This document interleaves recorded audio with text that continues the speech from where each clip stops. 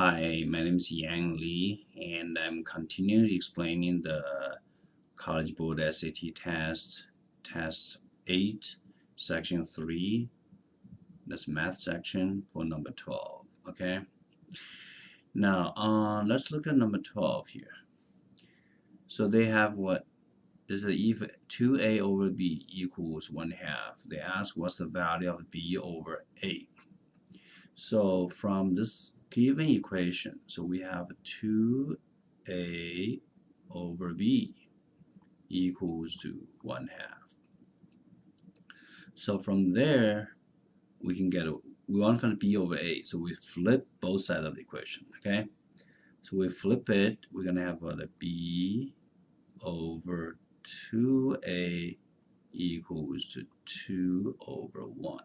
No problem, right? And then from there, we're going to time by 2 on both sides because I want to get rid of this 2 as a denominator. So you will get what? B over A equals what? 2 over 1 times 2. That's just 4. That's why the answer is D is here. All right? So let's move on. We're going to go to number 13 now here. Number 13, they said oil and gas production in a certain area dropped from 4 million barrels in 2000 to 1.9 million barrels in 2013. Assuming that the oil and gas production decreased at the constant rate, which of the following linear function f best models the production in the millions of barrels T years after 2000? Year 2000. They said after year 2000. So we said what? We can set that T equals to 0 as what? Year. T equals 0 is year 2000. And that year, the production of the oil is what? 4 million barrels. And then we count the time from year 2000. That's the time t equals 0. So when you go to year 2013, that's 13 years past. So you will have what? T equals 13 to represent the year of 2013. And that year, the production will be 1.9 million barrels, right? So to set up the equation, linear equation, we think about this. We already have 2 points. One is what? 0 and 4. The other one is what? 13, and you have a 1.9. So from there, we can see that we can set the slope, find the slope. Okay? Slope formula is what? y2 minus y1 over x2 minus x1. So you just plug in. We set this one as the point of 2, and this is the point of 1. Okay? So y2 will be 1.9, and then minus y1, which is 4, over 13 minus what? 0. All right? So from there, we can continue simplify. So we will get this one will be equals to let's do the calculation. Okay, so that's a 1.9 minus 4. You will get what? Negative 2.1 over 13. If you simplify to get rid of the decimal point, so you will get what? Negative 21 over 130. That's a slope. So let's look at the line here, the choice A, B, C, D. Only the C, you got what? The slope of negative 21 over 130. So that's the slope. And then match with that. And now we know that when t equals 0, that's year 2000. T equals 0, the y-intercept is 4. That's match, right? That's why the answer is C for this one, okay? So move on.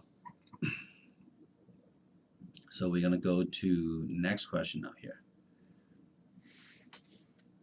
Next question is number 14. For number 14, they ask you how many, you have two equations there, right? They have two equations there. And then this is two equations, huh? And how many solutions are there to the system of equation above? When you have equation above here, the best way is to do the substitution at this case, right? So from the second equation, okay, from the second equation, what I'm going to do is this. I'm going to simplify. I'm going to move what? Move the 5, negative 5x, and a plus 8, move to the right side. So I will get what? Y equals to 5x minus 8, right? Okay, then I'm gonna substitute this one. This is the y, huh? I substitute back to here. So I will have 5x minus 8 equals x squared plus 3x minus 7. And then when you get the equation, this is a one variable equation. This quadratic, right? So we're gonna isolate one side to 0. So we're gonna go to minus 5x minus 5x. Okay, so this is the way to solve the quadratic equation. Before we do that, we have to do the transfer. So we got what? Oh, we're gonna add by 8 and add by 8. We do transfer one time, okay, faster. So we got on the left side of the equation, we got 0 here. Equals to, this is x squared. This one you're gonna have minus 2x and a plus 1. So by FOIL factoring, we know that this is the x times x squared, 1 times 1, but you gotta have negative 1. Negative 1 times negative 1 is 1 here. And you cross multiply, add together. So this one times this one, negative x, and this one times this one, negative x, add together, you got 2x. See, negative 1x plus negative 1x equals negative 2x. Match with this one. So the equation you can simplify now, you will get what? 0 equals to x minus 1 times by x minus 1. Right? So from there you can get what? X equals to 1 as a double root. So you can see that I find out this one exactly got only one solution. So that's why number 14, you got C as the answer. Okay, there is exactly one solution. You cannot, because we find the one solution there, so it's not no solution. And this one, you cannot say two solutions, even though you got x equals 1, x is 1, but they consider as one solution. If they say exactly two solutions, means two different solutions. So that's not the case.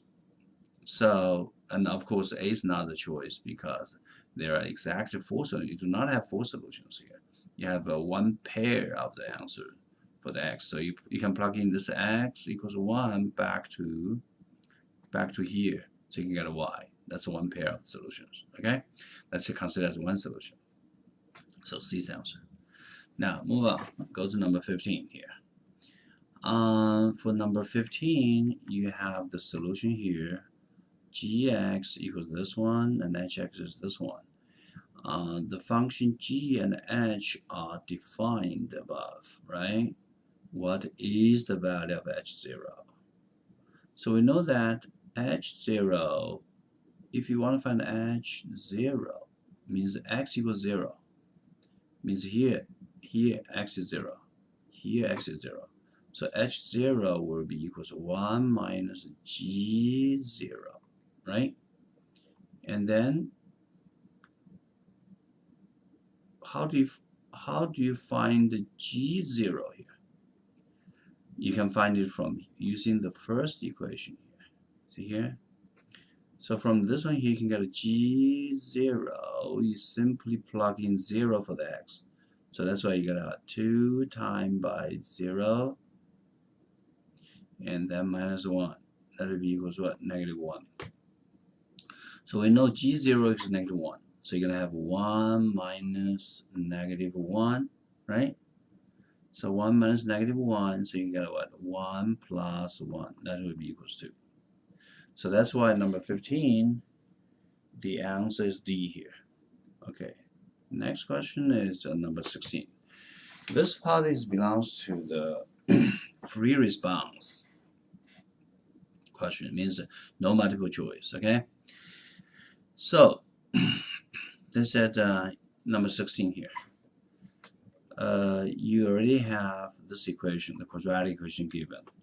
If A is the solution to the equation above and A is greater than 0, what's the value of the A? Because A is the solution, so you're going to put what? A for the x. So this question will be equals to what here? You're going to have A squared plus A minus 12 equals 0. Now, from here, you can use what? Quadratic formula to solve this equation. But you can use the factoring this faster way. So you can have A times A, build up the pattern. A times A is A squared. This one you can put as what? 4 and negative 3. Because 4 times negative 3 is negative 12. But make sure the third condition, so you have to satisfy the 3 condition to build up this kind of pattern. So A times A squared. 4 times negative 3 is negative 12. And then when you do the cross multiply. So you will have what? Let's put the question here, okay? I can put it here. So you're gonna have what? You're gonna have what? Negative. So negative 3a plus 4a. So let me get the pen out first. Okay. So negative 3. So negative 3a plus 4a will be positive 1a. So that's why here you have what? Positive 1a there, right? So that means you have what? This is a good pattern. So this one you can change it to, a. So you can change it to what? A plus 4 times by a minus 3 equals to 0. So if you have two factors times together equals 0, so you have a plus 4 equals 0, or a minus 3 equals 0. And then from there you can solve what? A equals to negative 4, a equals to 3. Since they said a is greater than 0, so you cannot take this one. So this one is not good. Okay, so only this one is good answer. So that's number 15. You can get a equals to 3. Number 16, the a equals 3. Okay, so that's for this